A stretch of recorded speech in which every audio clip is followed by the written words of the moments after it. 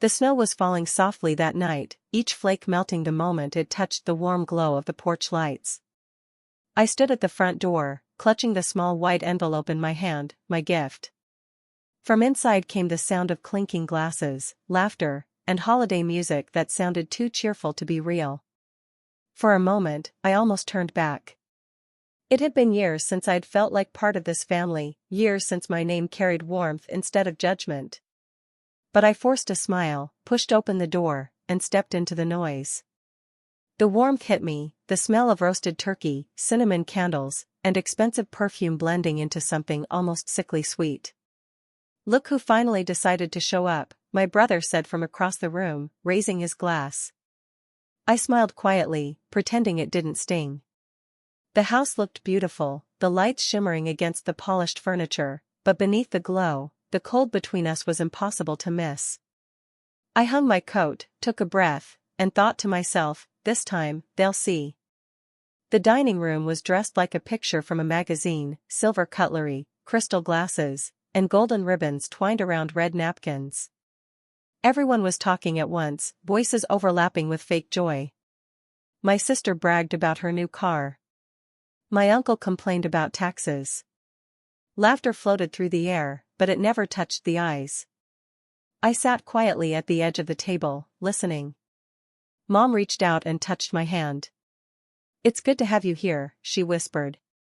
Her voice was soft, but tired, like she'd said those words too many times without meaning them. My father avoided my eyes, focused on carving the turkey like it was the most important task in the world. Every now and then, someone glanced at the small envelope beside my plate, plain, unwrapped, out of place among the glittering boxes and ribbons. I could feel their curiosity already turning into judgment. I didn't move it. I wanted them to see it. To wonder. To laugh, maybe. Because this time, the laughter wouldn't last. "Let's take a family photo," someone shouted. Everyone gathered near the Christmas tree, the lights blinking softly behind them. I stood in the corner, holding my drink, watching the scene like an outsider looking through glass. Their smiles looked perfect, too perfect, and I could almost hear the thoughts behind them.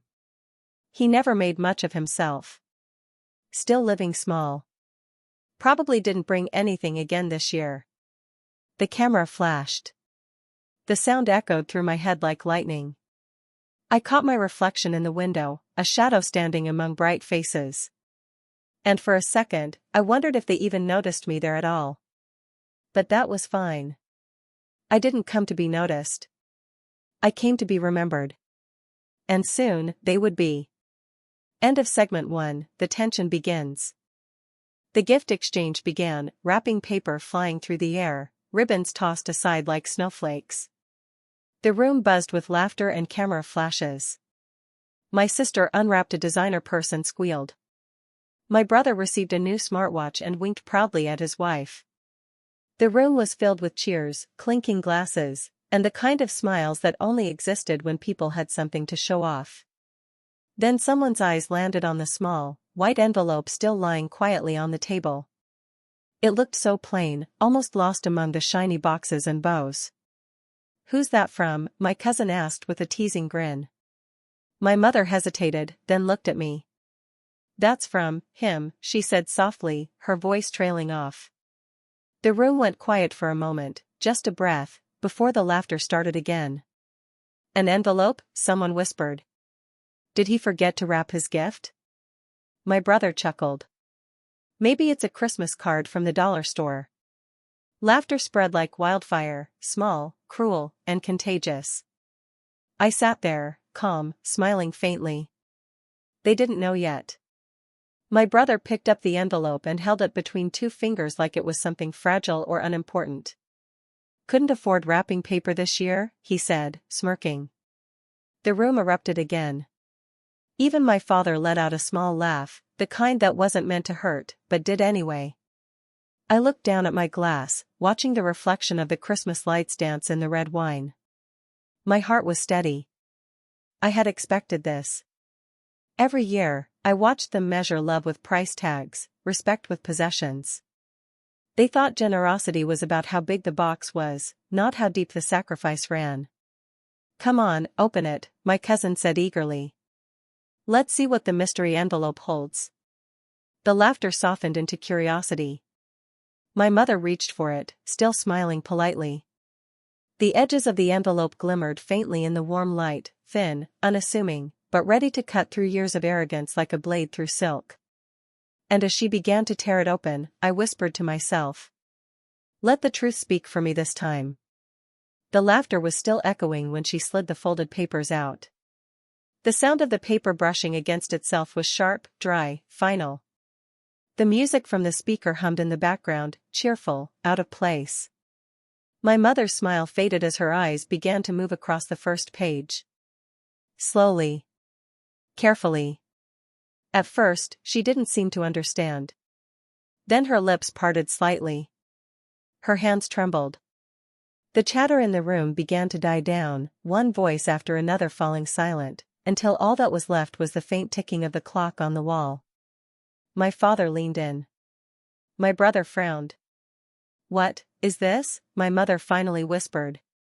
Her voice cracked on the last word. I didn't answer. Because I knew, from the way her expression changed, from the way my father suddenly went still, that they were about to learn what real giving looked like. Outside, snow kept falling, soft and endless. Inside, a storm was about to begin. The moment my mother's hands trembled over the papers, memories began to replay in my mind, not as distant thoughts, but as living ghosts. The smell of smoke from my old night shift came back first, that metallic, cold scent that clung to my clothes long after the work was done. I could still hear the echo of machines humming in the dark, the faint buzz of fluorescent lights flickering above. Every morning, I'd walk home with aching feet and a half-empty wallet, praying the bills would wait one more week. There were times I'd open the fridge and count coins instead of food. Times when I skipped meals so my nephew could eat during the holidays. But I never complained. They called me quiet, distant, even lazy. They never knew the hours I spent cleaning offices after my full-time shift, or the nights I spent in silence, calculating how to stretch one paycheck into survival for 3 people. Every sacrifice I made was invisible, and maybe that's why it hurt so much to be laughed at. Because invisibility is fine, until someone mocks the hand that's been feeding them all along. I remembered the night my father's voice cracked over the phone. "They're threatening to take the house," he said, his pride breaking with each word. It was winter then too, freezing, lonely. I didn't think twice. I took out a small loan under my name and wired the money. He never asked how. He never said thank you either. He just called the next morning and said, "The house is safe." Then came my brother's hospital bill, my mother's medication, my sister's tuition fees. Each time, I said the same thing, "Don't worry. I'll handle it." And each time, I did. Quietly. Without recognition.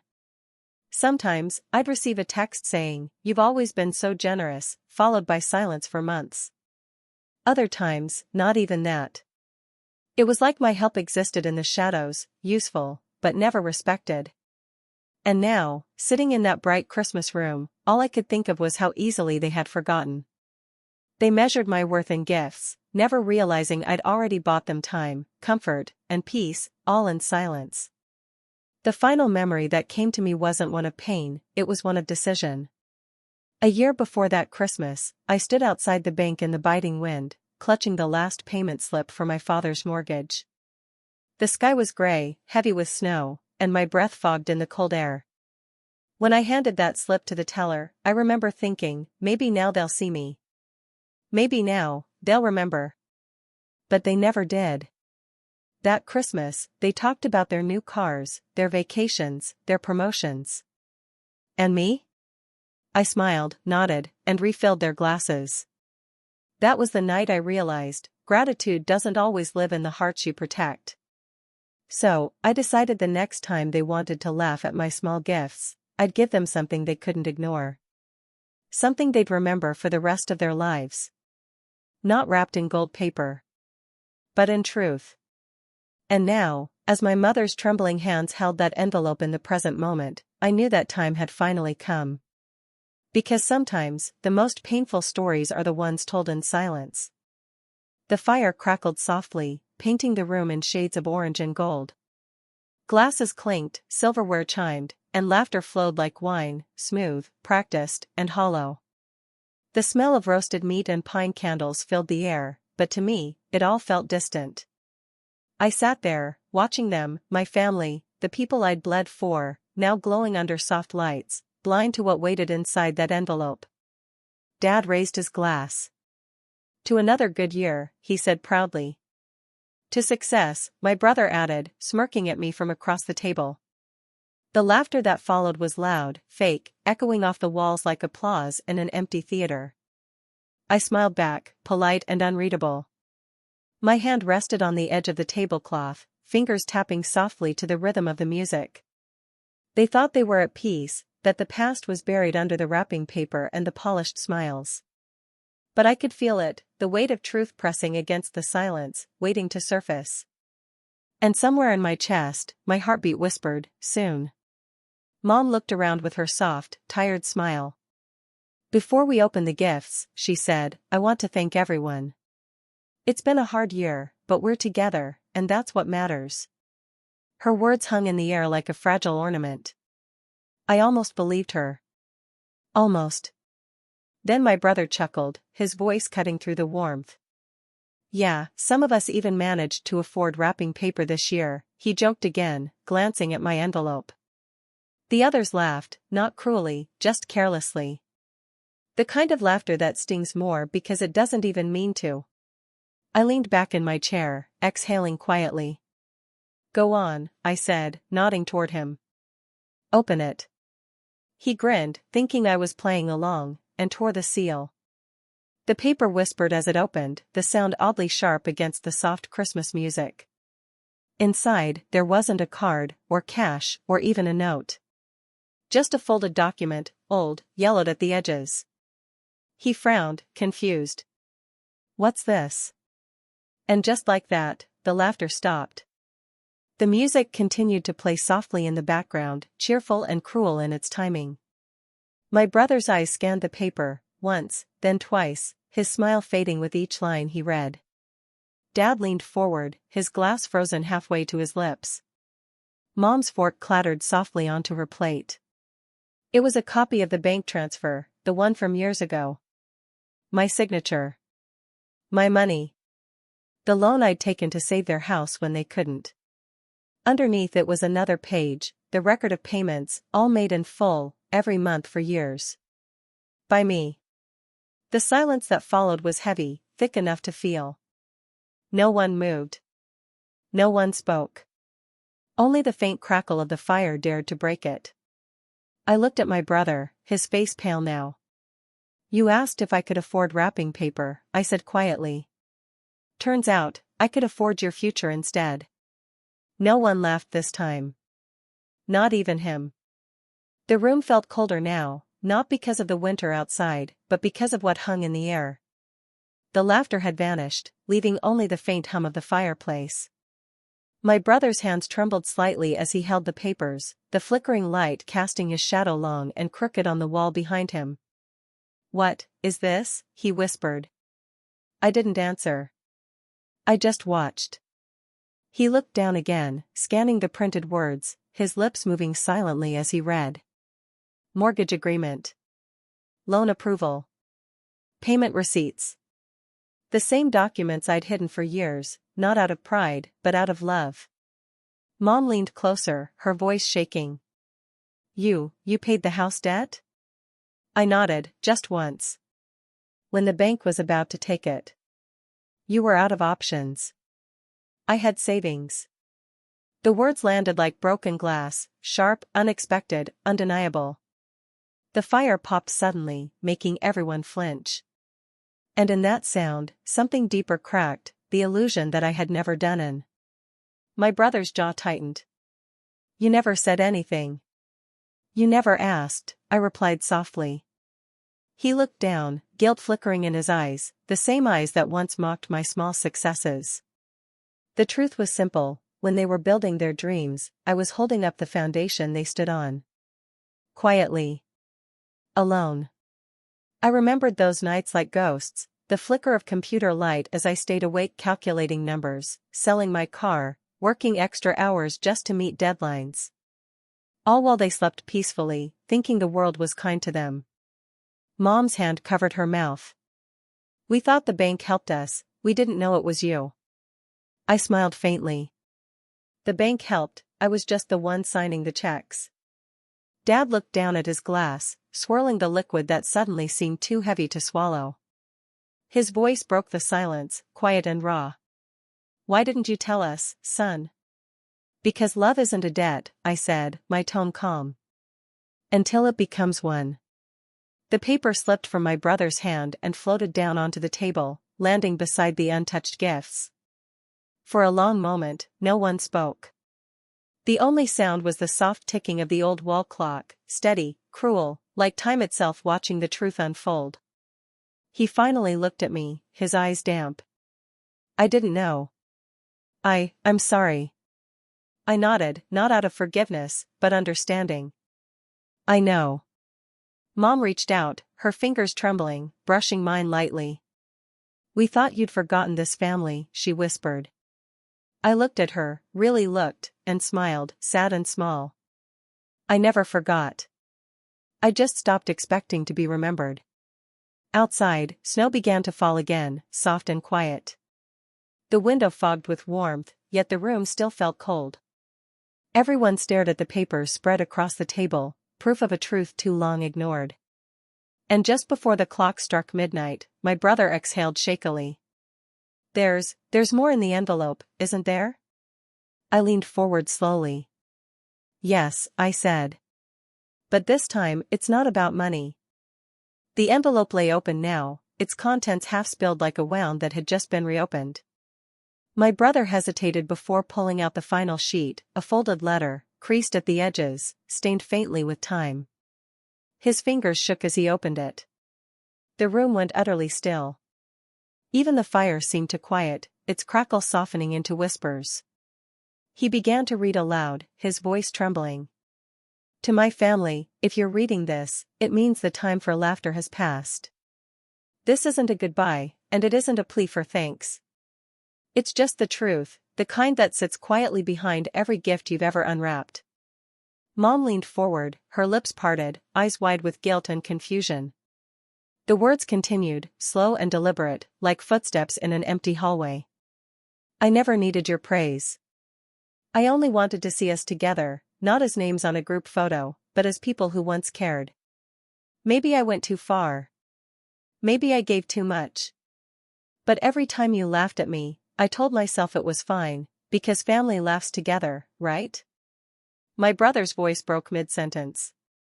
He looked at me, eyes glassy. You wrote this? I didn't speak. I just nodded once. Outside, the snow thickened, muffling the world, as if even the night itself wanted to listen. He continued reading, slower this time, the kind of slowness that comes when every word hurts. I paid the bills not because I was rich, but because I remembered what it felt like to be small, to watch Mom cry at the kitchen table, to see Dad's hands tremble over empty envelopes. I worked so none of you would have to. I stayed quiet because silence is cheaper than pride. Mom's hand went to her chest. Her breathing quickened, and tears filled her eyes. He remembered everything, she whispered. Even what we tried to forget. You mocked my small gifts. You forgot the years I gave without wrapping paper. You said I never showed love, but love was the reason I never stopped showing up. Maybe this Christmas, you'll finally see that love doesn't always come with ribbons. Sometimes it comes in receipts. The room felt heavy, every breath thick, every glance painful. My father looked at me with eyes that had aged 10 years in 10 minutes. I failed you, he muttered quietly. I shook my head. You didn't fail me, Dad. You just forgot me. The words lingered like smoke, refusing to fade. My brother reached the last paragraph. His voice cracked. If this letter feels like a goodbye, it isn't. It's a reminder that the smallest envelope can carry the heaviest truths. You don't owe me thanks, or even love. Just remember what it cost to keep this family warm. And next time you laugh at someone's gift, think twice, because you might be laughing at the only person who ever kept you safe." By the time he finished reading, no one could speak. The fire had dimmed to glowing embers. The sound of wind outside pressed gently against the windows, a ghostly hum that filled the silence they couldn't break. My mother's tears fell onto the table, landing right on the letter, blurring the ink, smudging the final words. My father reached across the table, his hand shaking, and placed it over mine. "We don't deserve you," he said quietly. I smiled faintly. "No," I whispered. "You don't need to. You just need to remember me this time." The clock struck midnight. Somewhere, a car passed outside, headlights flashing across the frosted window, two fleeting beams of light in the dark. And as they all sat there, surrounded by open gifts and unopened apologies, I realized the silence was finally saying everything I'd waited years to hear. The room was frozen in silence. Not the peaceful kind, the heavy kind that feels alive, like it's watching everyone. No one dared to move. The Christmas lights blinked softly in the corner, their colors reflected in the wetness of everyone's eyes. The half-eaten food sat untouched, steam long gone cold.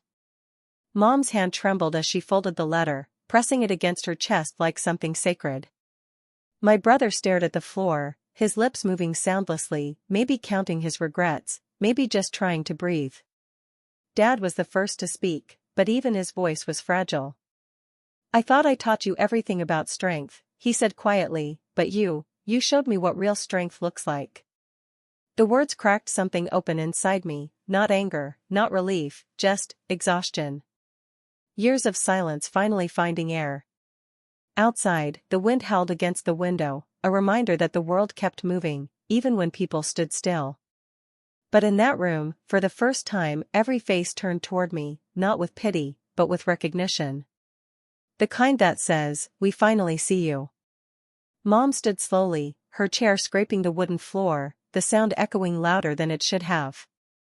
She walked toward me, her eyes red but soft. "I'm sorry," she whispered, her voice barely holding together. "I didn't know. I just thought, you were fine." Her words trembled like the lights on the tree, flickering, fading, but still trying to shine. I said, forcing a smile. "Until I wasn't."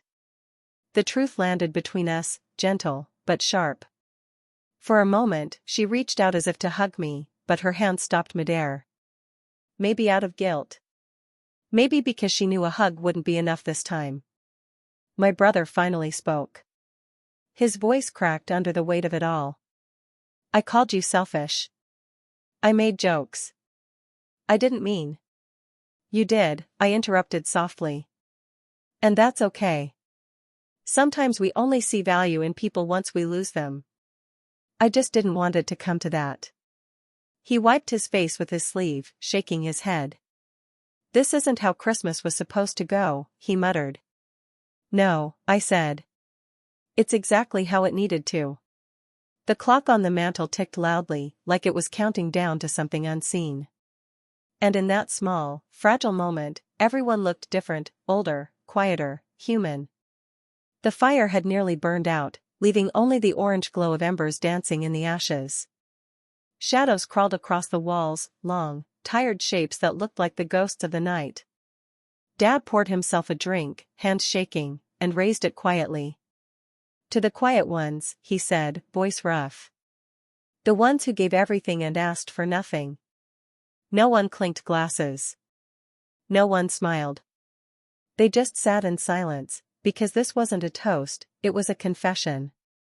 Mom reached across the table, her hand covering mine. "You always were the heart of this family," she said softly. "We just forgot to listen to it." For the first time that night, I didn't feel invisible. I didn't need their forgiveness, only their understanding. And maybe, just maybe, I had it now. The wind outside softened, turning into a faint whisper. The house felt lighter, almost relieved, as if the walls themselves had been holding their breath for years.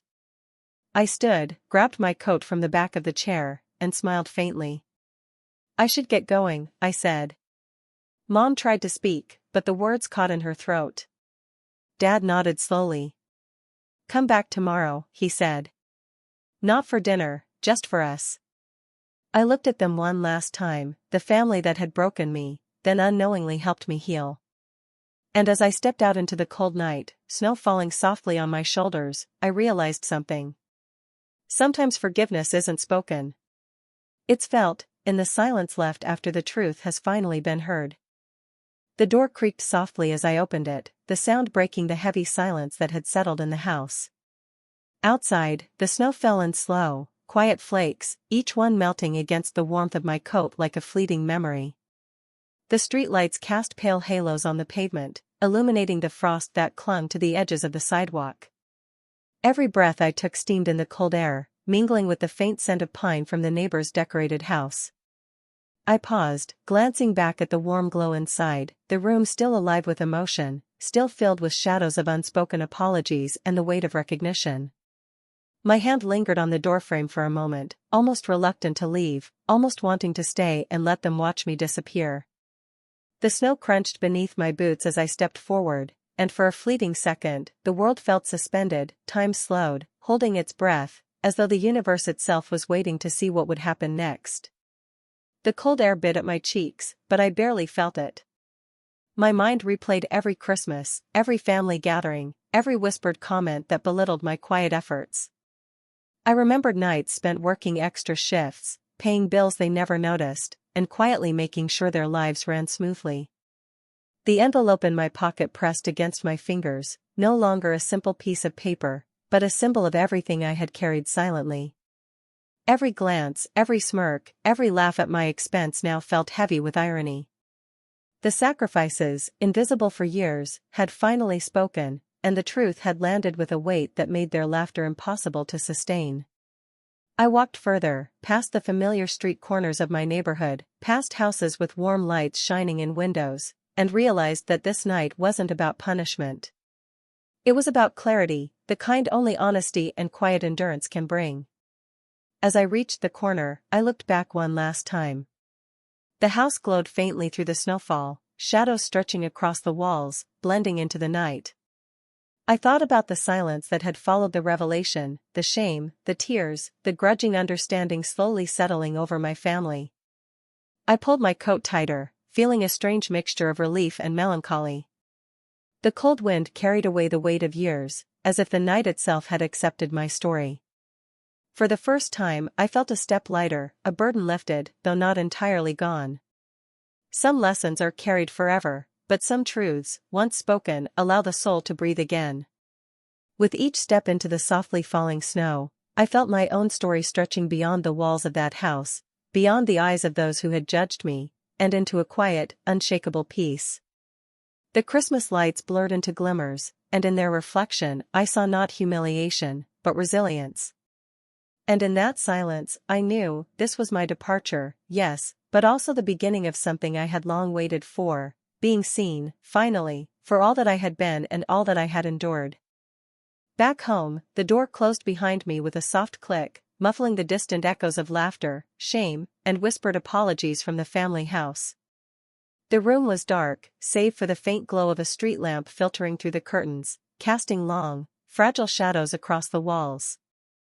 I sank into the worn armchair by the window, the envelope resting on my lap like a fragile, weighty secret. Outside, snow continued to fall, muffling the world, making it feel as if time had paused. Each flake seemed to whisper a memory, Christmas mornings of my childhood, family dinners long ago, the quiet sacrifices I had made without acknowledgement. The house felt alive with the ghosts of every unseen effort, every unpaid bill, every sleepless night that had gone unnoticed. I traced my fingers over the edges of the envelope, remembering the expressions on their faces, confusion, guilt, disbelief. A small, quiet smile tugged at my lips. Perhaps, finally, they had seen me, truly seen the years I had carried them without ever asking for thanks. The silence of the room gave way to vivid flashbacks, each memory unfolding like a delicate, haunting film. I saw myself at the kitchen table late at night, receipts and bills spread around me, balancing numbers so no one else had to worry. I remembered the hospital visits, the tuition payments, the moments when I quietly gave everything while smiling when praised for nothing. Each memory was a small act of love, invisible yet immense. The laughter of my family, which had once felt hollow and mocking, now returned to me in fragments of understanding. I realized that the true gift had never been about the envelope itself, nor the money, nor the recognition. It had been the truth, a mirror reflecting all I had done in silence, a truth they had never expected to see. And in that stillness, I understood something profound. The respect I had always sought wasn't about acknowledgement from them, it had always been about knowing my own worth. For the first time in years, I let the tension of unspoken years dissolve. The envelope was no longer just a symbol of confrontation, it was a testament to my endurance, my quiet strength, and my unacknowledged sacrifices. The snow outside painted the night in pristine white, as if the world itself was offering a cleansing silence. I picked up the pen from the envelope and made a small note, a reminder for myself: peace is found not in being seen by others, but in seeing yourself clearly.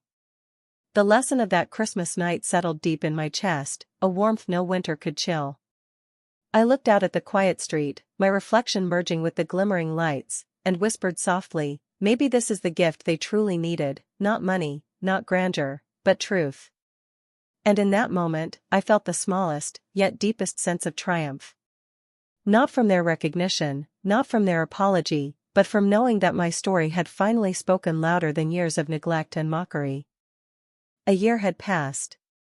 The house was quiet now, lights dimmed, the scent of pine from last year's tree replaced by the subtle perfume of winter air drifting through slightly cracked windows. I sat by the fireplace, a cup of tea warming my hands, reflecting on the snow-filled night when truth had finally spoken louder than mockery. The envelope, now tucked safely in a drawer, had become a relic of both pain and triumph. Then came a knock at the door, sharp, hesitant, almost apologetic. My heart skipped, and for a moment, I hesitated, unsure if I wanted to face the echoes of last Christmas. Another knock, slightly louder, and I rose slowly, the wooden floorboards creaking beneath my weight. Through the frosted glass, I could make out familiar faces, my family, bundled in coats, standing sheepishly with small envelopes in their hands, their eyes avoiding mine at first. I opened the door, and a wave of mixed emotions, caution, curiosity, and something softer, washed over me. They shuffled forward, offering quiet smiles, eyes brimming with unspoken regret. One of them, my brother, extended a small, plain envelope, mirroring the one I had given them a year ago. I took it slowly, feeling the weight of their sincerity in my hands. Inside was a simple, handwritten note, an apology, a thank you, and acknowledgement of everything I had done, the debts paid, the support silently given, the love they had once mocked. My breath caught. The words were simple, but their meaning resonated with the depth of an ocean, washing away the lingering frost of the previous year. The snow outside had begun to fall again, soft flakes clinging to the edges of the porch, as if the world itself was celebrating a quiet reconciliation. For the first time, I saw them not as mockers or critics, but as humans who had finally glimpsed the truth they had long ignored. We stood there for a moment, a fragile circle of family, enveloped by the hush of falling snow and the warmth of recognition. No grand speeches, no tears, just acknowledgement, silence carrying more weight than any words could. I smiled, soft and genuine, a release of a year's worth of tension and lingering hurt. I invited them in, letting the warmth of the fire mingle with the faint aroma of cinnamon from my own small pot of holiday tea. We sat together, sipping slowly, exchanging gentle smiles, the kind that carried understanding without needing to be spoken. The envelopes had been exchanged, but more than that, hearts had been opened. That night, I learned something profound: respect, love, and gratitude aren't measured by gifts or words, but by the quiet recognition of unseen sacrifice. And sometimes, it takes a small envelope and the patience of time to teach a family the true meaning of Christmas. As the snow blanketed the world outside, I whispered to myself, perhaps this is the gift we all needed, the gift of truth, acknowledgement, and finally, peace. People often say that gifts show love, but what they rarely see are the invisible gifts, the nights spent awake, worrying, working extra shifts, and putting someone else's needs above your own. That Christmas, I didn't hand over shiny boxes or expensive trinkets. I handed over memory. Every small sacrifice I had made, every silent struggle to keep the family afloat, every unpaid bill I quietly covered, it was all inside that tiny, plain envelope.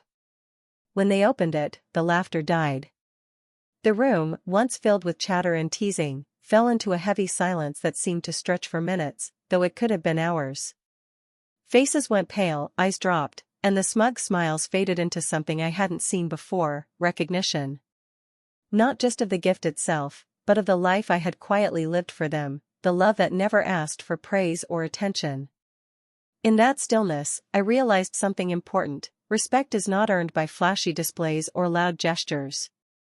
Respect grows from what has been quietly given, what has been carried without complaint or expectation. And in that moment, they finally saw me, not as less, not as weak, but as the backbone that held everything together when no one else noticed. The Christmas lights twinkled softly, fading into the background as if bowing to the weight of the truth. And I understood, sometimes, the smallest envelope, unassuming, overlooked, almost forgotten, carries the heaviest lesson. Sometimes, the quietest gift holds the loudest truth. And that night, in that silence, I realized that I had given something far greater than money or presents. I had given recognition, accountability, and the undeniable proof of love that had always been there, unseen but unbroken. They say Christmas brings people together. But sometimes, it just reminds you how far apart you really are. I remember the smell of cinnamon, the laughter, the music. And then the silence when they saw my gift. A small envelope. Plain, simple, forgettable. They laughed, even my brother joined in. Couldn't afford wrapping paper, he joked. I smiled, because I'd already seen this moment coming. People forget, the quiet ones often carry the deepest stories. And that night, my story was about to unfold in front of everyone. They thought they were unwrapping a joke. But by the time they finished reading, no one was laughing anymore.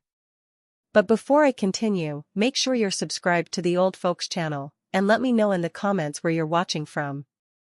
We love to see how far our stories travel.